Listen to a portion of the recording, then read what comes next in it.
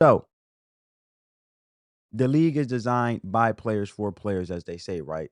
So if you think about it, less running than 5-on-5, which means less wear and tear on the recovering body. It's a controlled environment taking place long after the WNBA season ends and well before the next one begins. And for a player like Clark, who needs to test her body in live game situations without the pressures of a full WNBA season, it presents a compelling middle ground between pure rest and jumping straight back into the fire.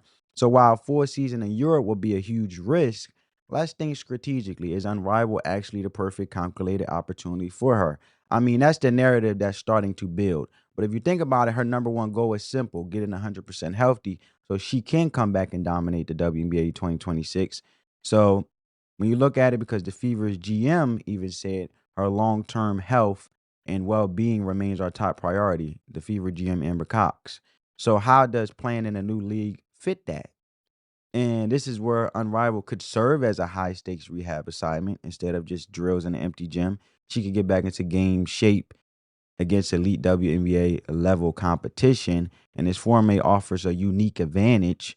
A 3-on-3 game is less about marathon conditioning and more about skill, basketball IQ, and explosive short burst movements.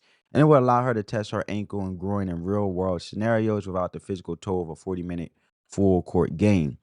And the brand argument, playing in the inaugural season of a league founded by her peers, would be a powerful statement. And it's not abandoning the WNBA ecosystem, it's strengthening it.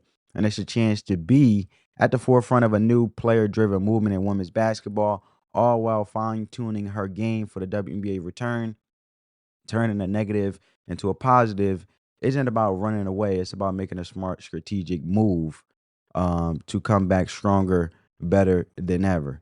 Um, so what's the bottom line here? The immediate plan is obvious. Um, the Fever are completely on board with that because they need her for 2026 season. But let me know what you guys think, because this conversation around the Unrivaled news, there's a new strategic path for players recovering for an injury. It's no longer just a choice between complete rest or of a grueling season overseas, because this new league offers a third way, controlled, competitive, and shorter term option to ramp up for a WNBA return. So whether she ultimately joins a rival or not, it represents a fascinating possibility. And this injury won't be what defines her career. It's just a pause, just a reset button for the next chapter. So, like she said in her post, even in the bad, there's good. So the good could be the discovery of a smarter way to bridge the gap between injury and comeback.